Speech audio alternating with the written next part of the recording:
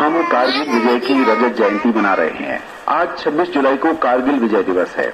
कारगिल विजय भारत के युद्ध इतिहास का स्वर्णिम अध्याय है।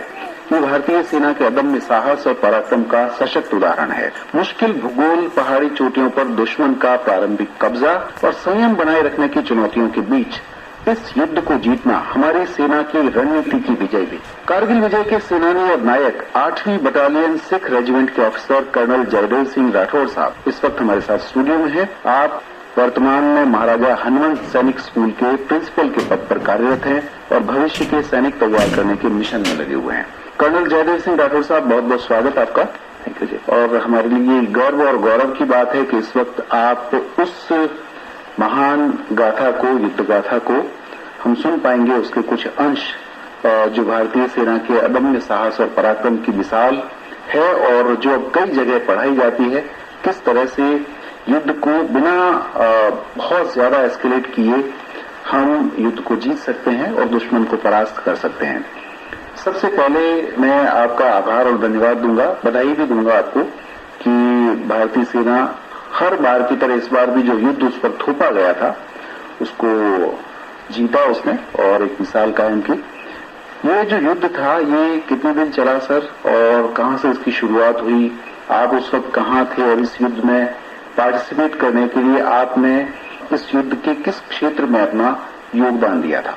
ये युद्ध जो है 3 मई से लेके और 26 जुलाई 99 तक चला।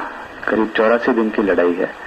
इसके अंदर पाकिस्तानी जो उनके प्लान थे वो द्रास सेक्टर से लेके, मशको सेक्टर से लेके और बटालिक आगे कारगिल तक के इलाके में उन्होंने इंक्लूजन किया था। एक ब्रिगेड प्लस साइज के जो उनके जो नफरी थी, और हम लोग उस वक्त पठानकोट में थे जब ये इंक्लूजन हुआ।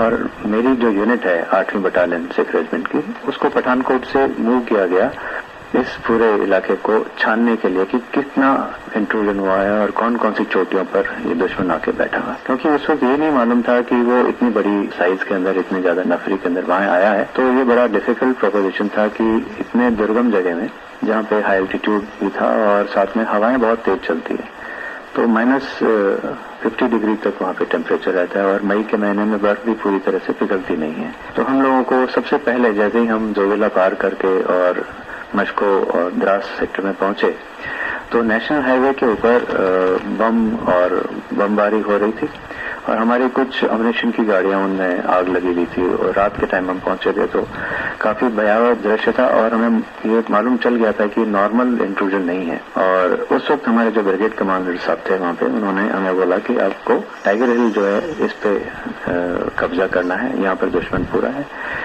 और उन्होंने ये भी बोला कि टाइगर हिल टॉप के अलावा, क्योंकि टाइगर हिल एक बहुत बड़ा पर्वत श्रृंखला है, बहुत बड़ी पर्वत श्रृंखला है, उसकी छोटी छोटी चोटियां हैं, पहले उन चोटियों को फतेह करके उन पर पहुंच के फिर आगे टॉप तक जाया जा सकता है। और इफ यू उनको आप पूरा कैलकुलेट करें उसका स्क्वायर मीटर्स में, तो करीब 5 किलोमीटर लंबी चौड़ी एक पूरी पर्वत श्रृंखला है, जिसको एल्टीट्यूड में क्रॉस करके वहां तक पहुंचना बहुत ही डिफिकल्ट टाइम, बहुत ही डिफिकल्ट प्रोपोजिशन था, टास्क।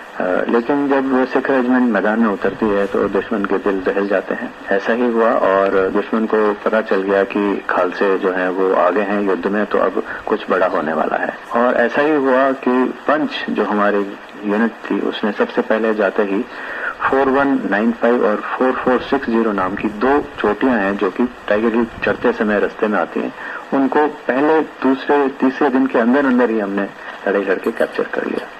तो इससे दुश्मन के दिल दहल गए, वो घबरा गए और उन्होंने अपना पूरा समेटना शुरू कर दिया। जो उनके आर्टिलरी के ओपीज श्रृंखलाओं के ऊपर बैठे हुए नेशनल हाईवे के ऊपर बम गिरा रहे थे, उन्होंने अपना बोरिया बिस्तर संभाल के बांध के वापस से ऊपर ऊंची चोटियों पे, जहां उनके और ज्यादा सुदृढ़ देश थे, वहां पर पहुंचना शुरू हो गए। और ये सब इंटरसेप्ट से और बाकी चीजों से हमको मालूम चलने लग गया कि अब दुश्मन वहां से भाग रहा है। लेकिन उसका ये भागना एक टैक्टिक्स का वो था, हिस्सा था, और उन्होंने अपने जो पहले से सुदृढ़ जगह बना रखी थी वहां पे जाके उन्होंने फिर अपनी रणनीति बदली। पहले से उनकी तैयारी थी, उन्होंने बंकर्स वगैरह परमानेंट जैसे वहां बना रखे। एब्सोल्युटली, उन्होंने टाइगर हिल टॉप को अच्छे से, मतलब वो अगर आप जब फाइनली जब कैप्चर हुआ तो वहाँ ट्रकों के ट्रक भर के राशन, अम्युनिशन, हथियार वहां से निकले। जब हम 4 जुलाई और 7 जुलाई की जो आखिरी लड़ाई जब लड़ी गई इतने 40 दिन बाद में, और जब हमने वहाँ कैप्चर किया तो वहाँ पर उनके 70 से ज्यादा आदमी थे, 2 अफसर थे उनके वहाँ पे। उनके वहाँ पर केबल जो होती है कम्युनिकेशन वाली मोटी, वो बिछी हुई थी।